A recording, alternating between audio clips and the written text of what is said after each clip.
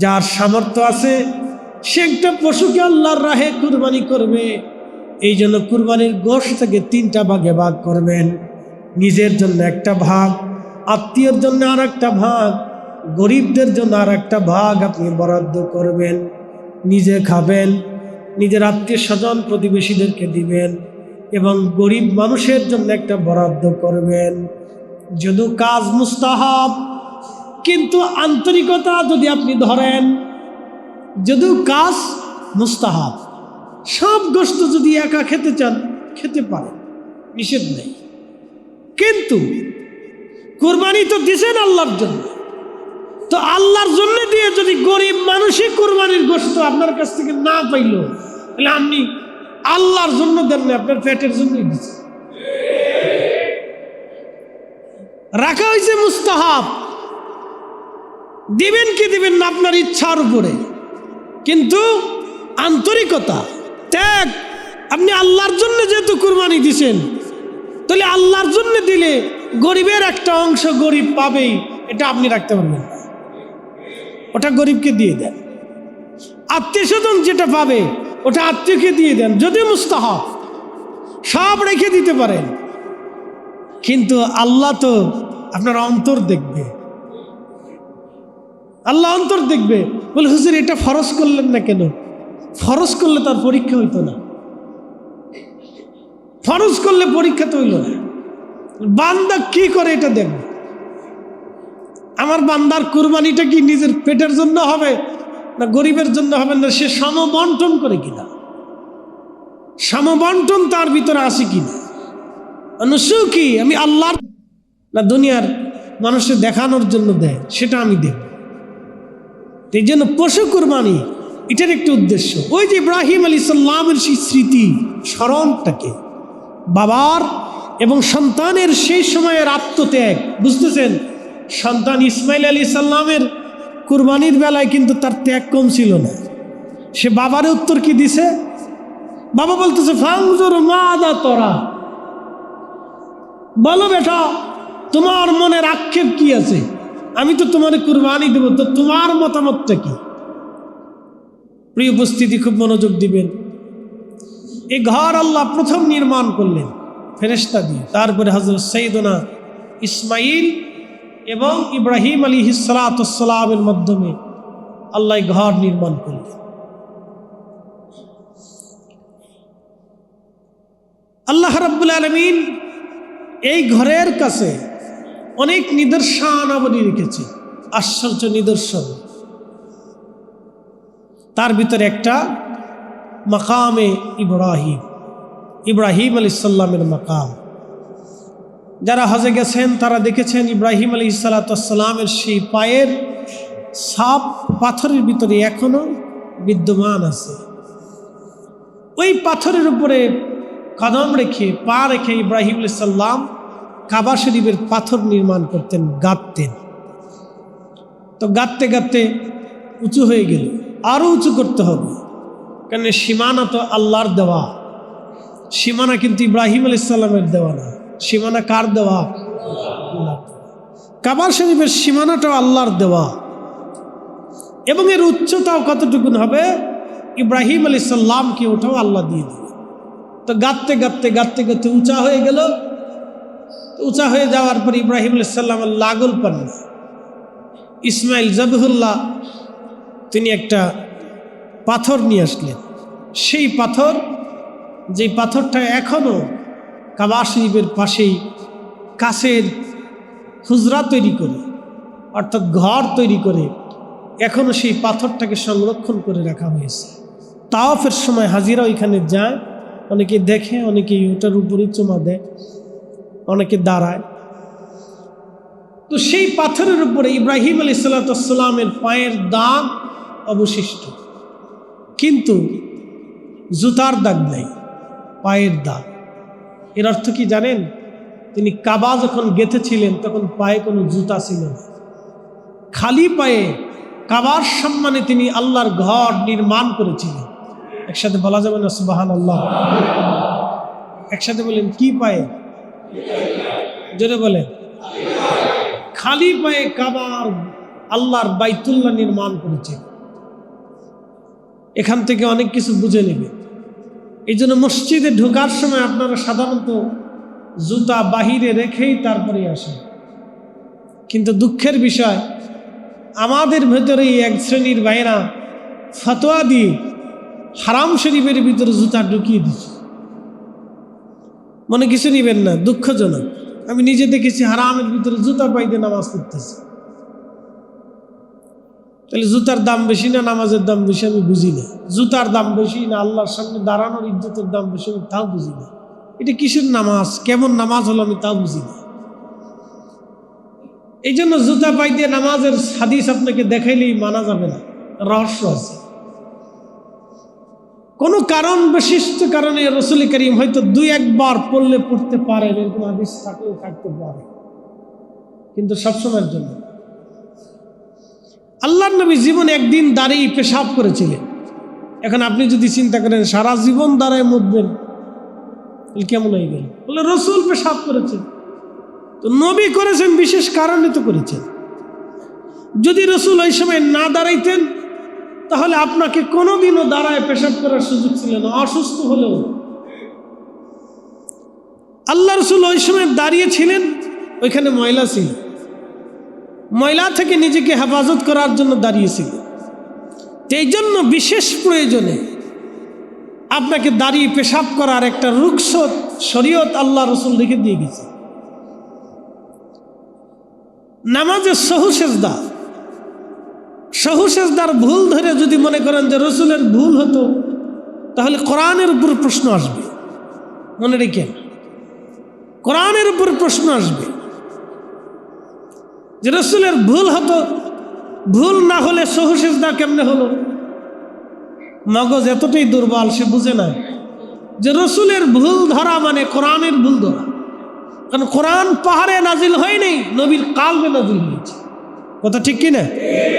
কোরআন রাসূলের কালবে নাজিল হয়েছে, পাহাড়ে হয় নাই।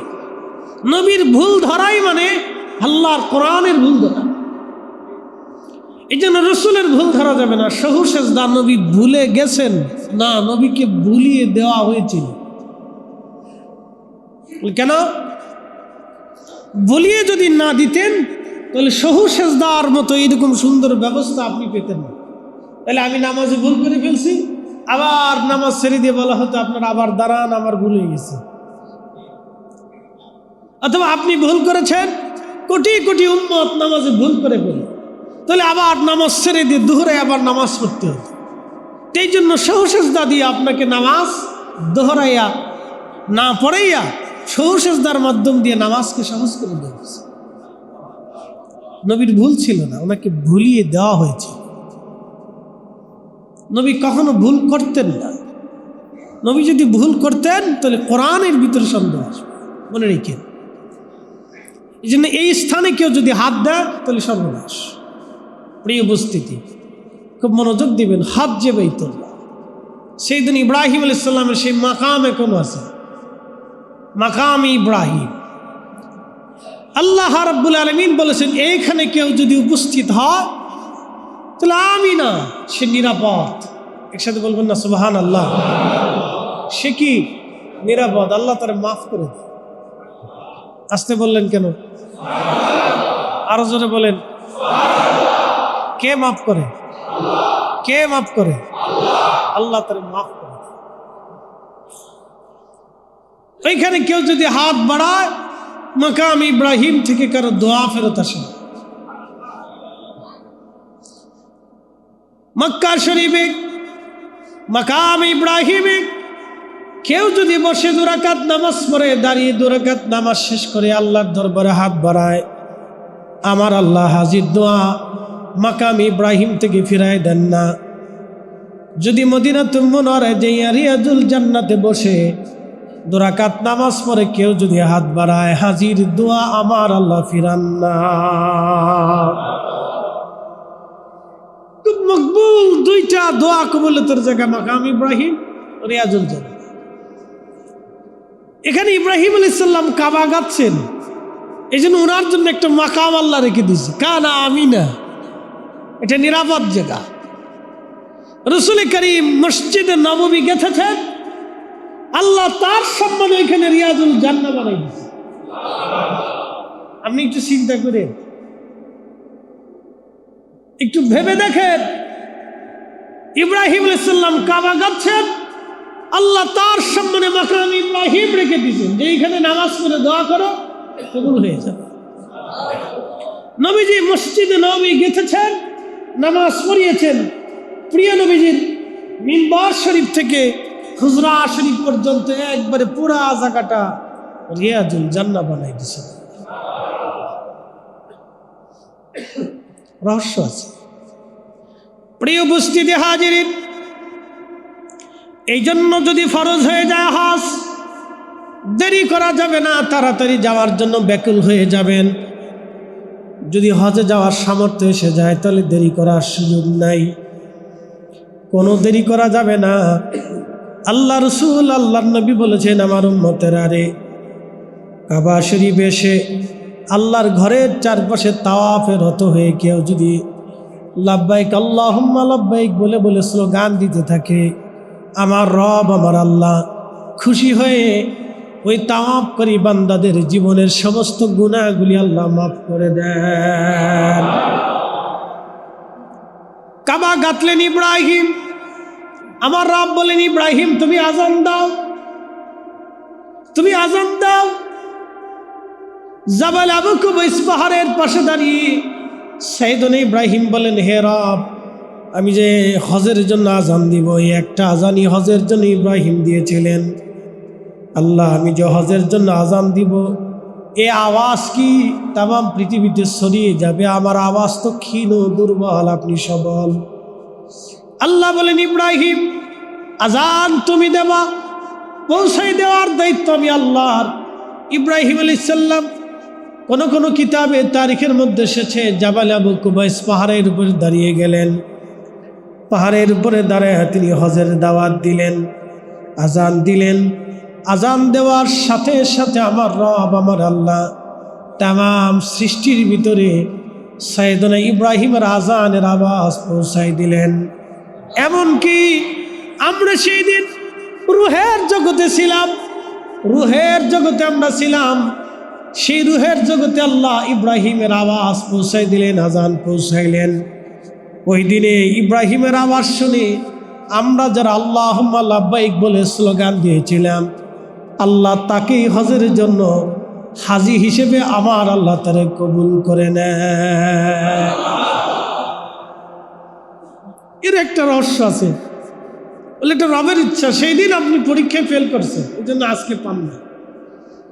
সেই দিন আপনি পরীক্ষায় পাশ করেছিলেন, আল্লাহুম্মা লাব্বাইক লাব্বাইক আল্লাহুম্মা বলে আপনি স্লোগান দিয়েছিলেন, ওই সময় আল্লাহ আপনার কবুল করে রাখছে, তুমি হাজি হবে। প্রিয় উপস্থিতি, সাইয়েদনা ইব্রাহিম আলাইহিস সালাম কাবা গাঁথলেন, হজ করলেন। শুধু উনি না, নবীরা হজ করলেন। হজ আসলো, নবীজি আসলেন, হজ শুরু করলেন, হজ চালু করলেন।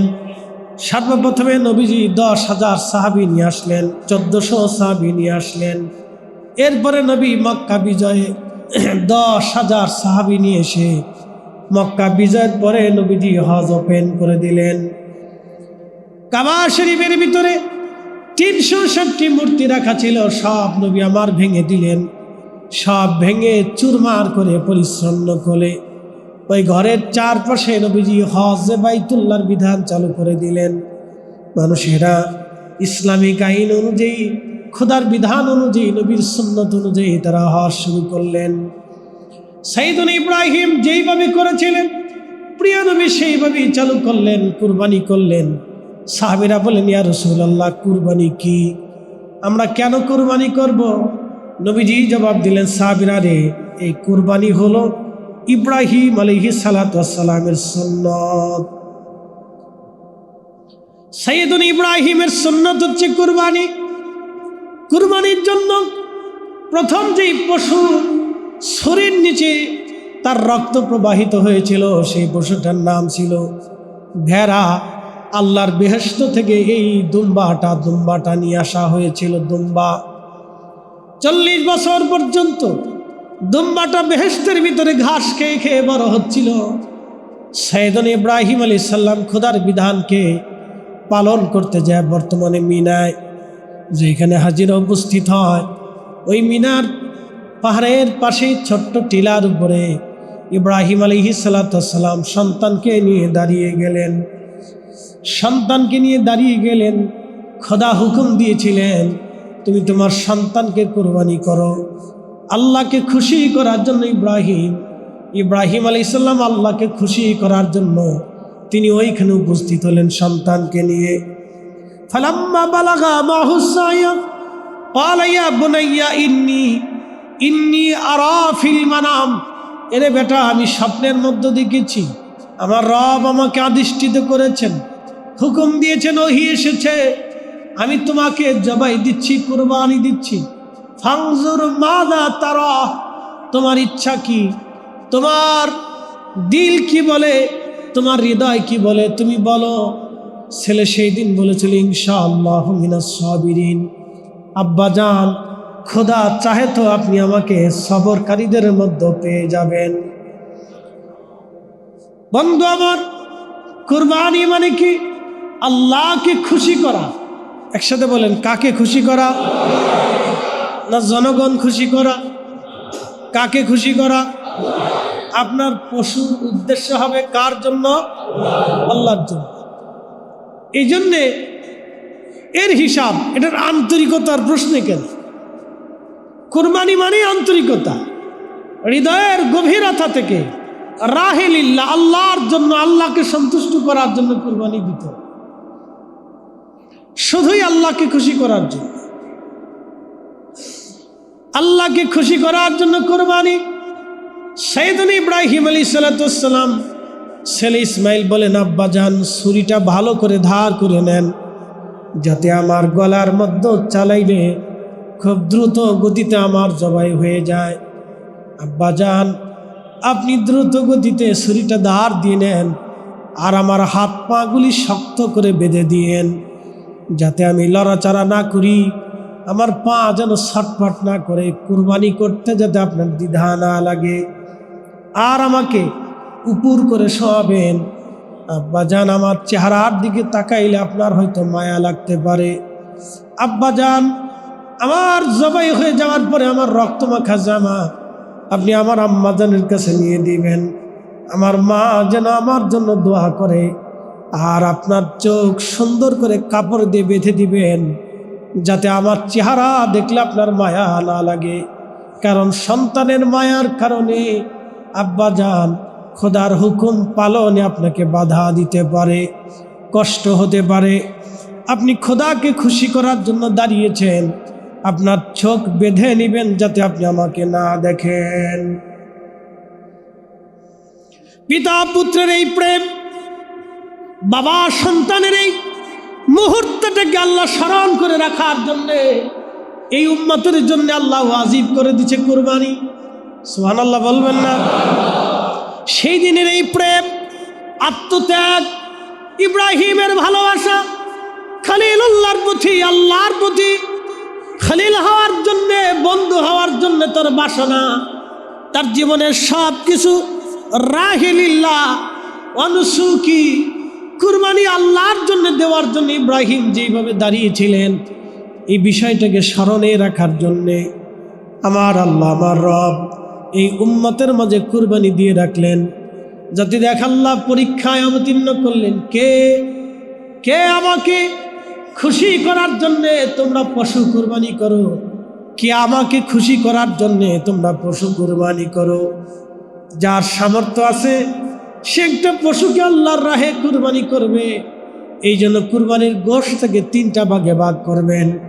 নিজের জন্য একটা ভাগ, আত্মীয়র জন্য আর একটা ভাগ, গরিবদের জন্য আর একটা ভাগ আপনি বরাদ্দ করবেন। নিজে খাবেন, নিজের আত্মীয় স্বজন প্রতিবেশীদেরকে দিবেন, এবং গরিব মানুষের জন্য একটা বরাদ্দ করবেন। যদিও কাজ মুস্তাহাব, কিন্তু আন্তরিকতা যদি আপনি ধরেন, যদিও কাজ মুস্তাহাব, সব গোশত যদি একা খেতে চান খেতে পারেন, নিষেধ নেই। কিন্তু কুরবানি তো দিছেন আল্লাহর জন্য, তো আল্লাহর জন্য দিয়ে যদি গরিব মানুষই কুরবানির গোশত আপনার কাছ থেকে না পাইল, তাহলে আপনি আল্লাহর জন্য দেন না, আপনার পেটের জন্যই দিচ্ছেন। রাখা হয়েছে মুস্তাহাব, দিবেন কি দিবেন না আপনার ইচ্ছার উপরে, কিন্তু আন্তরিকতা ত্যাগ, আপনি আল্লাহর জন্য যেহেতু কুরবানি দিছেন, তাহলে আল্লাহর জন্য দিলে গরিবের একটা অংশ গরিব পাবেই, এটা আপনি রাখতে পারবেন না, ওটা গরিবকে দিয়ে দেন। আত্মীয় স্বজন যেটা পাবে ওটা আত্মীয়কে দিয়ে দেন, যদিও মুস্তাহাব, সব রেখে দিতে পারেন, কিন্তু আল্লাহ তো আপনার অন্তর দেখবে, আল্লাহ অন্তর দেখবে। বলে হুজুর এটা ফরজ করলেন না কেন? ফরজ করলে তার পরীক্ষা হইতো না, ফরজ করলে পরীক্ষা তো হইল না। বান্দা কি করে এটা দেখবে, আমার বান্দার কুরবানিটা কি নিজের পেটের জন্য হবে না গরিবের জন্য হবে, না সে সমবন্টন করে কিনা, সমবন্টন তার ভিতরে আসে কিনা, কি আমি আল্লাহর না দুনিয়ার মানুষের দেখানোর জন্য দেয়, সেটা আমি দেব। এই জন্য পশু কুরবানি এটার একটা উদ্দেশ্য। ওই যে ইব্রাহিম আলাইহিস সালামের সেই স্মৃতি স্মরণটাকে, বাবার এবং সন্তানের সেই সময়ের আত্মত্যাগ, বুঝতেছেন? সন্তান ইসমাইল আলাইহিস সালামের কুরবানির বেলায় কিন্তু তার ত্যাগ কম ছিল না। সে বাবার উত্তর কি দিছে? বাবা বলতেছে ফাংজুর মাদা তোরা,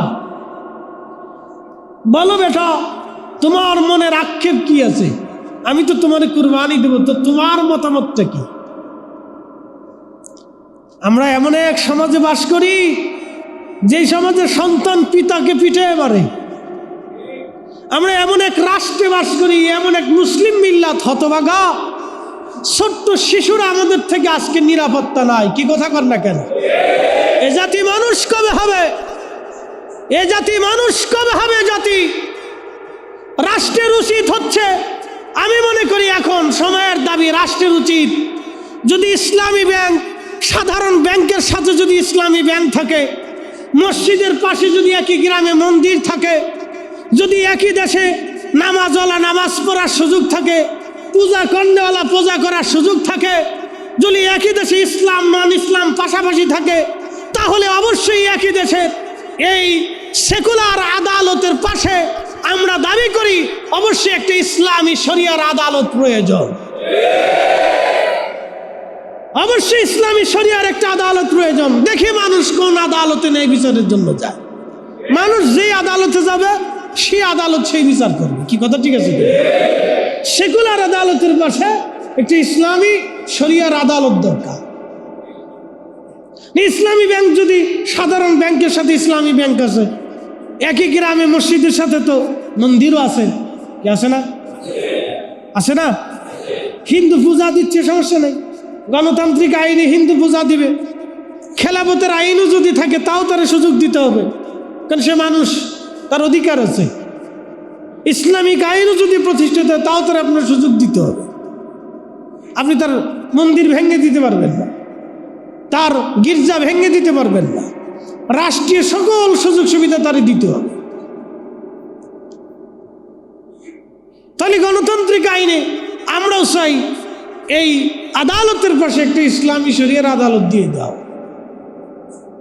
কারণ এই আদালতের উপরে আর কত নির্ভর করবে? স্বাধীনতার পর থেকে এই পর্যন্ত হাজার হাজার মানুষের জীবন চলে গেল, কত ছোট্ট বাচ্চা, নিষ্পাপ বাচ্চার জীবন চলে গেল। এভাবে যদি চলে তাহলে আপনার আমার সন্তান নিরাপত্তা কোথায়? কোন আশা নিয়ে বেঁচে থাকতে পারি বলেন তো? কোন আশা আমাদের আছে? আমি আমার বাচ্চাকে ঘর থেকে বের করে স্কুল পর্যন্ত পৌঁছে বাড়ি পর্যন্ত ফিরে আসবে গ্যারান্টি নেই। আজকে এই বাচ্চাগুলির হচ্ছে, কালকে আমার বাচ্চার হতে পারে, আপনার হতে পারে, আর একজনের হতে পারে। আসলে সমস্যা কি জানেন? মূল দেশে আমাদের প্রধান এখন সমস্যা হচ্ছে মানুষের সাইকোলজিক্যাল এক ধরনের প্রবলেম হয়ে গেছে। এক নম্বরে পর্নোগ্রাফি। আমাদের যুবকরা প্রচুর পরিমাণে ইউটিউবে বেহাপনা দেখে, ওটা দেখার পরে তাদের মস্তিষ্ক নষ্ট হয়। আল্লাহর কসম করে বলি, রাষ্ট্রের দায়িত্ব এখন এই সমস্ত পর্নোগ্রাফি টিকটক, হাবিজাবি যাহা আছে, রাষ্ট্রের উচিত হচ্ছে এইগুলি একেবারে বন্ধ করে দেওয়া। না করলে আগামী প্রজন্ম ধ্বংস হয়ে যাবে। বন্ধ করতেই হবে। রাষ্ট্রের উচিত যদি দেশ বাঁচাইতে হয় তাহলে 1 নম্বর বন্ধ করতে হবে। 2 নম্বর, মাদকের সাথে যারা জড়িত আছে, নেশা যারা বিক্রি করে ওদেরকেও দাফন করতে হবে, যারা নেশা খায় এদেরকেও দাফন করতে হবে।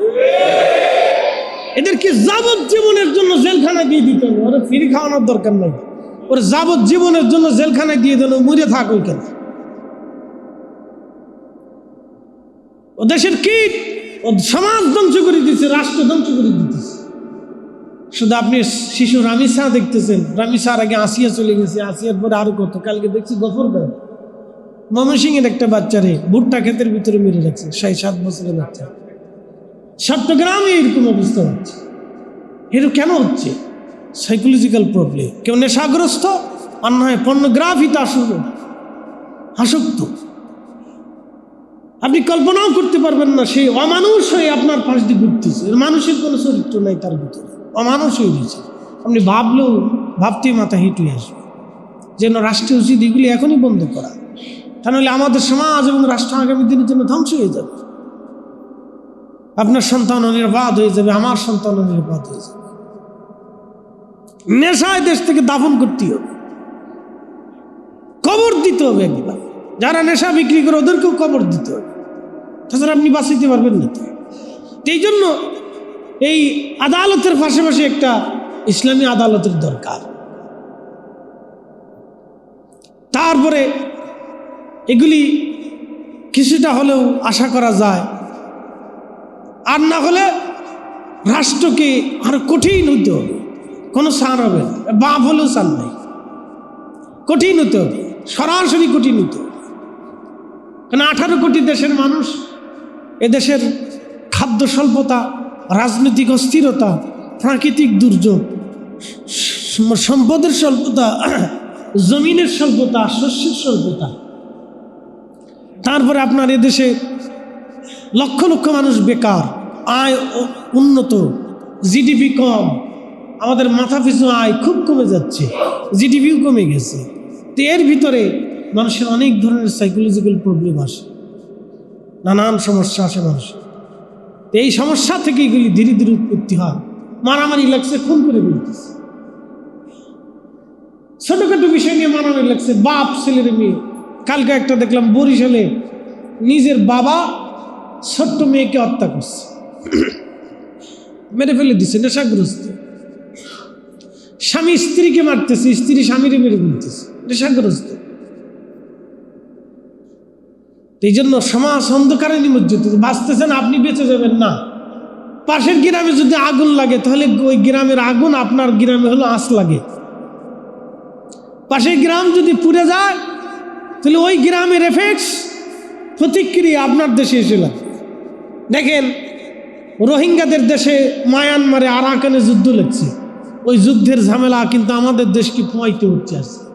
লক্ষ লক্ষ রোহিঙ্গা আমাদের দেশে আসার পরে, তারা মানুষ, তাদেরকে আশ্রয় দেওয়া হয়েছে, কিন্তু এত পরিমাণে রোহিঙ্গা আসার পরে রোহিঙ্গাদের মাধ্যম দিয়ে যে পরিমাণে মাদক দেশে পাচার হয়েছে, গ্রামে গ্রামে, মহল্লায় মহল্লায়, বাড়িতে বাড়িতে, গ্রামের মানুষ যাহা আগে জানতো না, নাম জানতো না, সেই গ্রামের ছেলেরা, এই 8-10 বছর 12 বছর ছেলেরা এখন বাবা খায়, গাঁজা খায়, গা হিম হয়ে আসার মতো। এই জন্য আমাদের সতর্ক হতে। কুরবানির আলোচনা করতে করতে অনেক দূর পর্যন্ত গেছে। ত্যাগ, আত্মত্যাগ। কুরবানি মানে আত্মত্যাগ। একটা আপনি পশুর মাধ্যমে আত্মত্যাগ করলেন, আর একটা হচ্ছে এই নফসের আত্মত্যাগ, নফসের ত্যাগ। নফসের কুরবানি আছে, চোখের কুরবানি আছে, কানের কুরবানি আছে, ওইগুলো আপনার আদায় করতে হবে, নফসের কুরবানি দিতে হবে। পশু যে জবাই দিয়েছেন, খালি পশু জবাই দিয়ে চলে আসতে হবে না। নিজের আত্মার ভিতরে, মানব দেহের ভিতরে একটা পশু আছে, এই পশুর নাম হচ্ছে নফসে আম্মারা, এটারও জবাই দিতে হবে। প্রত্যেক ইসলামিক হুকুমতের ভিতর রহস্য আছে। এই যে নামাজে দাঁড়ান, আপনি আল্লাহর সামনে দাঁড়াইছেন, কেন দাঁড়াইছেন? এখন কেন আসছেন? টাকা দিবে? উল্টে আপনি আরো দান মসজিদে দিয়ে যান।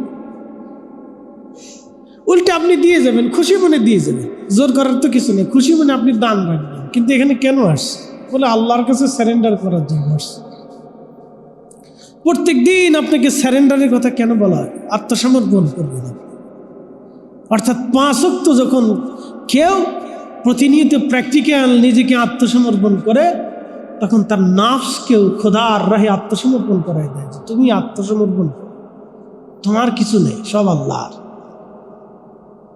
এই জন্য আল্লাহর প্রত্যেকটা হুকুমের ভিতরে 2টা দিক থাকে, একটা শরীয়ী দিক, একটা আধ্যাত্মিক দিক, আত্মার দিক থাকে, রহস্য থাকে, এটাকে বলা হয় হাকিকত।